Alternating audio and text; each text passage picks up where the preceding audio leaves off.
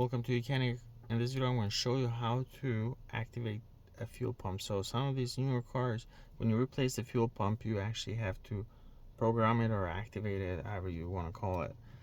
This is not a procedure that is required for all, especially older cars. You can just replace the fuel pump and get back on the road. But some of these newer ones, you do have to program them. So I'll show you how to do it. Turn on the ignition, then on the YOUCANIC scanner, select diagnostics, select your model, and go to control modules, go to drive, go to engine and electronics,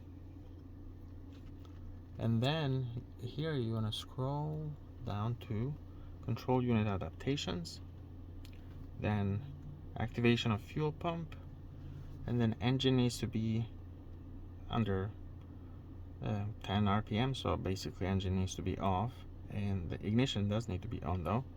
And then you press continue, and then you press activation of fuel pump. It's very simple. The teaching process was completed.